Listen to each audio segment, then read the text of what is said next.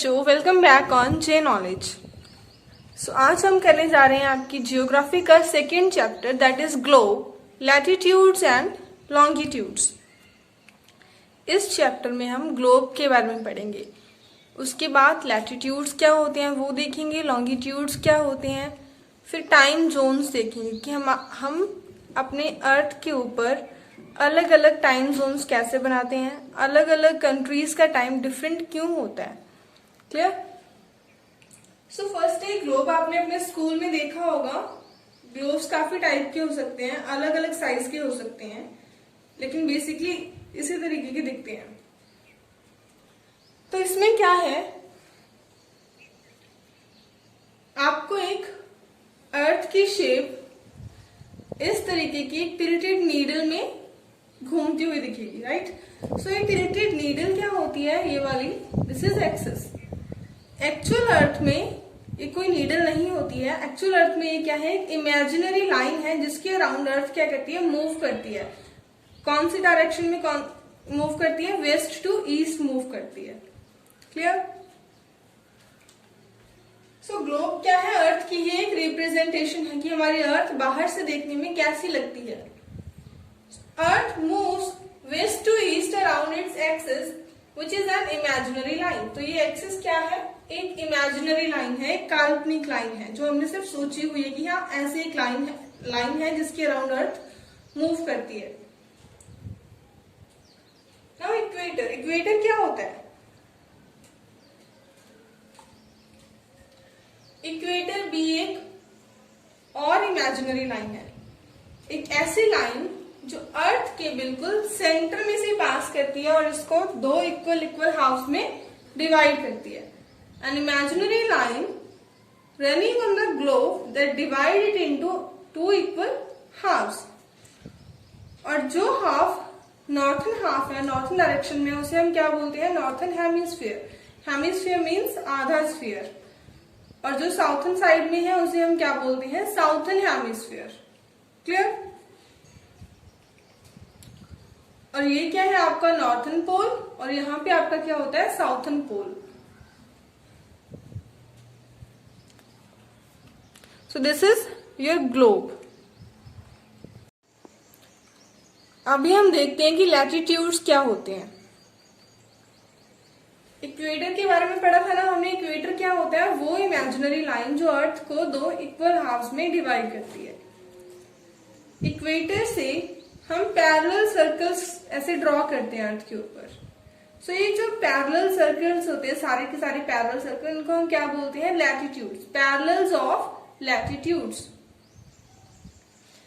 Equator represent करता है 0 degree latitudes को। उसके बाद 20 degree northern, 40 degree northern latitude, 60 degree northern latitude and at the end 90 degree northern latitudes. Similarly ये सारे कहां पे होते हैं, साउथन में भी होते हैं। 20 degree southern latitude, 40 degree southern latitude and so on. Ultimately there is 90 degree southern latitude. So ये पैरेलल सर्कल्स जो हम ड्रॉ करते हैं ग्लोब के ऊपर, इन्हीं को क्या बोलते हैं, हम लैटिट्यूड्स बोलते हैं। क्लियर? सो नॉर्थन पोल पे कौन सा लैटिट्यूड होगा, 90 डिग्री नॉर्थन लैटिट्यूड। और साउथन पोल में क्या कौन सा होगा, 90 डिग्री साउथन लैटिट्यूड्स। ये लैटिट्यूड्स और लॉन्गिट्यूड्स हम क्यों ड्रॉ करते हैं, ये हमें किस में हेल्प करते हैं, अर्थ पे अलग अलग प्लेसेस को लोकेट करने में ये हमें हेल्प करते हैं। क्लियर? आपकी कंट्री, आपका स्टेट, इन्हीं की हेल्प से हम क्या कर सकते हैं, लोकेट कर सकते हैं कि उसकी लोकेशन कहाँ पे होगी, इतने डिग्री नॉर्थन और इतने डिग्री साउथन के बीच में होगी या कहाँ पे होगी। क्लियर? अभी आपकी बुक में एक एग्जाम्पल दिया हुआ है that Chandrapur in Maharashtra and Belo in Brazil. Brazil का एक टाउन है बेलो और महाराष्ट्र का चंद्रपुर, दोनों ही कहां पे है, 20 डिग्री लैटिट्यूड पे प्रेजेंट है। लेकिन एक क्या है, नॉर्थन लैटिट्यूड के ऊपर है और दूसरा कहां पे है, साउथन लैटिट्यूड के ऊपर प्रेजेंट है। क्लियर? सो लैटिट्यूड से हम किसी भी प्लेस की पोजीशन बता सकते हैं, लोकेशन बता सकते हैं कि वो कहां पे है। Next is some important parallels of latitude. अब इन लैटिट्यूड्स के भी कुछ ऐसे इम्पोर्टेंट लैटिट्यूड्स हैं जिनको हम पढ़ते हैं। वो कौन कौन से हैं वो देखते हैं। इक्वेटर, इसके बारे में पता है, जो अर्थ को इक्वल हाफ में डिवाइड करता है, 0 डिग्री को रिप्रेजेंट करता है। अब इसके नॉर्थ में चलते हैं।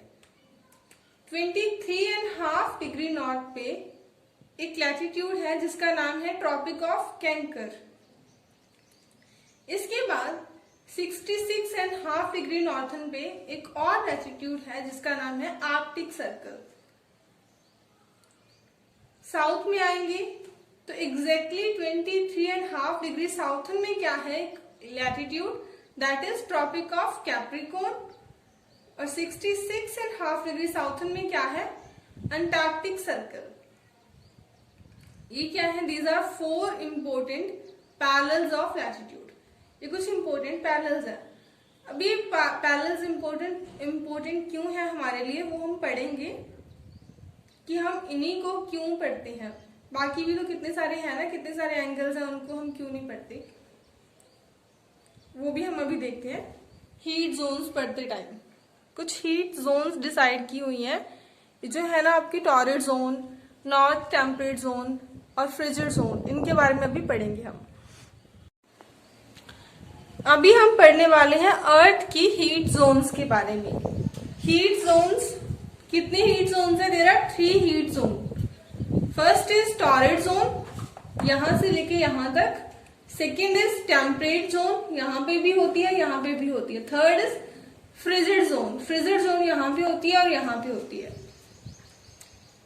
अब इन जोन्स को किस बेसिस पे डिसाइड करते हैं हम, अलग अलग हीट जोन्स हमने किस बेसिस पे बनाई है वो देखो। This is mid day sun, means afternoon के टाइम पे जो सन होता है वो यहाँ पे होता है, और इस पोजीशन पे सन की जो रेज हैं वो डायरेक्टली कहाँ पे जाती हैं, इक्वेटर पे। ये सारे इक्वेटर के आसपास वाले इतने एरिया में सन की रेज क्या है, बिल्कुल स्ट्रेट जाती है। इट मीन्स जो ये वाला एरिया है टॉरिड जोन, यहां पे क्या होगा, टेम्परेचर क्या होगा, हाई होगा। क्लियर, क्योंकि सन की रेज का एंगल बिल्कुल 180 डिग्री एंगल पे है। लेकिन जैसे जैसे हम और आगे जाएंगे, ट्रॉपिक ऑफ कैंकर के आगे जाते हैं, तो सन की रेज का एंगल क्या होता है, कम होने लगता है। सन की रेज का एंगल क्या हो रहा है, डिक्रीज हो रहा है, स्लैंट हो रही है रेज। इट मीन्स यहां पे क्या होगा, टेम्परेचर थोड़ा कम होगा, मॉडरेट टाइप का टेम्परेचर होगा। लेकिन जैसे ही हम पोल्स पे जाते हैं तो ये देखो एंगल बिल्कुल कम हो गया, कितनी स्लैंट हो गई है रेज।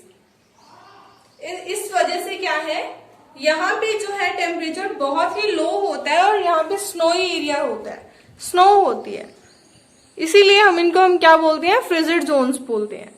क्लियर, अब इनकी डेफिनेशंस देख लेते हैं।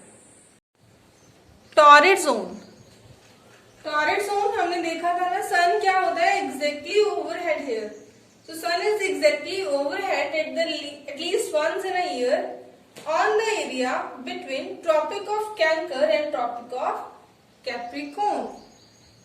सन की रेस बिल्कुल स्ट्रेट पड़ती है यहाँ पे, कौन से एरिया में, जो एरिया कहाँ पे होता है, ट्रॉपिक ऑफ कैंकर और ट्रॉपिक ऑफ कैप्रिकॉर्न के बीच में, ये वाला एरिया, इसी को हम क्या बोलते हैं, टॉरिड जोन बोलते हैं। This area receives maximum heat and hence having high temperature. यहाँ पे सन की हीट ज्यादा होती है तो इसका टेम्परेचर भी इस एरिया का क्या होता है, हाई होता है as compare to the other areas. This area is known as torrid zone. Next is temperate Jones.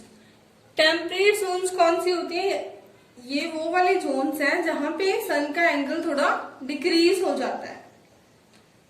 So area bounded by tropic of Cancer and Arctic circle, means tropic of Cancer और Arctic circle के बीच वाला ये area, and area bounded by tropic of Capricorn and Antarctic circle in southern hemisphere. So these areas are known as temperate zones.